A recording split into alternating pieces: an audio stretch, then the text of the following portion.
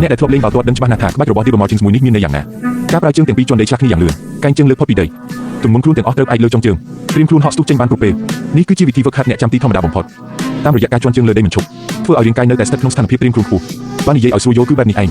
ប៉ុន្តែមិនមែនអ្នកចាំទីគ្រប់រូបសុទ្ធតែហ៊ានប្រើក្នុងពេលប្រកួតជាក់ស្ដែងនោះទេបើប្រើមិនល្អវានឹងផ្ដល់ផលអាក្រក់វិញធ្វើឲ្យបាត់បង់ពេលវេលាដ៏សំខាន់ដោយឥតប្រយោជន៍នេះហើយជាចំណុចពិសេសដែលខុសពីអ្នកដទៃរបស់ Tibble ជាពិសេសនៅក្នុងពេលសុទ្ធបាល់ពេណាល់ទីជួនកាលពេលវេលាត្រឹមតែ 0.1 វិនាទីនោះអាចនឹងសម្រេចលទ្ធផលនៃការប្រកួតទាំងមូលចំណុចមួយទៀតដែលធ្វើឲ្យ Tibble ខុសពីគេគឺភាពស្ងប់ស្ងាត់និងចិត្តធំរបស់គាត់មើលឧទាហរណ៍នៃការហក់ទៅចាប់បាល់នេះចុះជាទូទៅនៅពេលប្រឈមមុខនឹងការស៊ុបបែកអ្នកចាំទីភាគច្រើននឹងលះបង់រាងកាយខ្លួនឯងដើម្បីការពាររបៀបដែលល្អបំផុតគឺការបង្ហាត់កន្លងបាល់ប៉ុន្តែ Tibble បែរជាប្រើដៃទាំងពីរដើម្បីចាប់បាល់នេះមិនត្រឹមតែបង្កើនភាពលំបាកក្នុងការជួយសង្គ្រោះបាល់ប៉ុណ្ណោះទេគ្រោះថ្នាក់បំផុតមិនមែននៅពេលបាល់លើអាកាសទេគឺនៅពេលដែលជើងប៉ះដីវិញកម្លាំងរុញច្រានដ៏ខ្លាំងក្លាមានភាគរយខ្ពស់ណាស់ដែលធ្វើឲ្យបាល់របូតចេញពីប៉ុន្តែ Tibble អាចចាប់ជាប់យ៉ាងណែនហើយសម្រាប់ការចេញទៅបិទមុំក្នុងកន្លែងដូចវិញ Tibble ក៏ជាអ្នកជំនាញពិតប្រាកដសារល្បងសង្កេតមើលចុះនៅពេលដែលកីឡាករទើបតែនឹងសុទ្ធពេលនោះ Tibble បានបិទមុំយ៉ាងជិតបំផុតតាមដែលអាចធ្វើទៅបានបិទគ្រប់ទីដៅទាំងអស់បើទង្វើបែបនេះមិនទាន់ហៅថាជាអ្នកចាំទីលំដាប់ចុះតើត្រូវធ្វើបែបណាទៀត